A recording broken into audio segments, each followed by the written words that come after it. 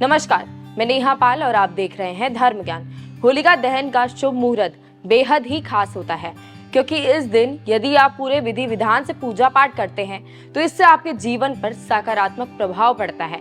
लेकिन यदि आप होलिका दहन के पूजन और मुहूर्त से हटकर पूजा करते हैं तो इससे आपके जीवन पर नकारात्मक प्रभाव के साथ आपको भारी कीमत भी चुकानी पड़ सकती है।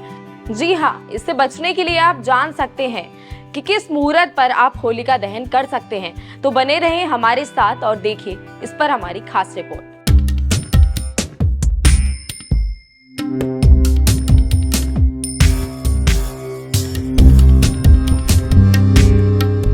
हिंदू धर्म में होलिका दहन को लेकर बहुत सारी कथाएं जुड़ी हैं, इसलिए होलिका दहन को एक त्योहार के रूप में मनाया जाता है। वैसे तो हर त्योहार को पूरी विधि विधान के साथ पूजा जाता है, इसलिए होलिका दहन से पहले आपको ये जानना बेहद ही जरूरी है कि इस बार होलिका दहन 13 मार्च को मनाया जाएगा और होली का त्योहार 14 मार्च को बड़े ही धूमधाम से मनाया जाएगा। तो चलिए जानते हैं होलिका दहन का शुभ मुहूर्त क्या है। होलिका दहन का शुभ मुहूर्त। हिंदू पंचांग के अनुसार होलिका दहन फाल्गुन मास की पूर्णिमा को मनाया जाता है, जिसे हम घरेलू भाषा में छोटी होली भी कहते हैं, और अगले दिन होली मनाई जाती है। लेकिन इस बार होलिका दहन पर भद्रा का साया रहने वाला है, जिसको लेकर लोगों के बीच असमंजस की स्थिति पैदा हो रही है। शुभ मुहूर्त। ज्योतिषाचार्यों के अनुसार 13 मार्च की सुबह 10:35 से शुरू होकर 14 मार्च दोपहर 12:25 तक पूर्णिमा तिथि रहने वाली है और इसलिए 13 मार्च को ही होलिका दहन मनाया जाएगा। इसके साथ ही आपको बताते चले कि इस बार होलिका दहन का शुभ मुहूर्त 13 मार्च को रात 11:30 से शुरू होकर रात 1 बजे तक रहने वाला है। होलिका पूजन का शुभ मुहूर्त। होली मनाने से पहले ये जानना बेहद ही खास होता है कि होली पूजन का शुभ मुहूर्त 13 मार्च को सुबह 10:35 से शुरू होगा।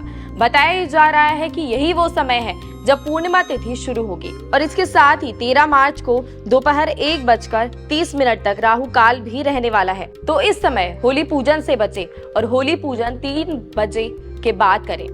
होली पूजन और होलिका दहन के बाद ही होली मनाई जा सकती है, इसलिए इस मुहूर्त को ध्यान में रखकर ही पूजा करें।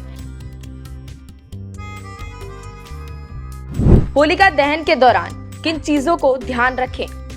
होलिका दहन इसलिए किया जाता है क्योंकि इस दिन हिरण्यकश्यप की बहन होलिका आग में जलकर राख हुई थी, इसलिए इसे बुराई पर अच्छाई का प्रतीक भी माना जाता है।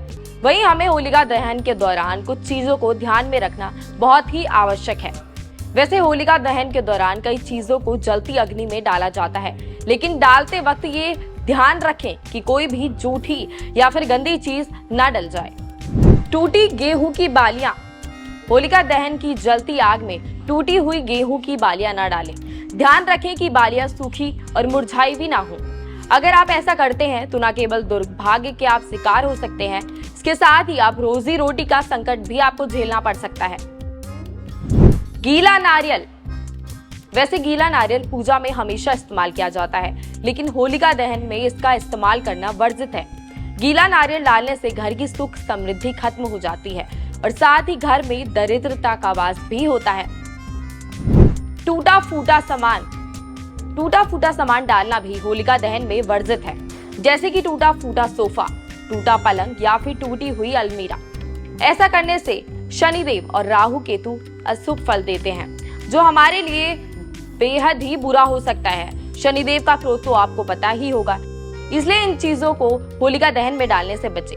वैसे आपको ये जानकारी कैसी लगी हमें कमेंट कर जरूर बताएं।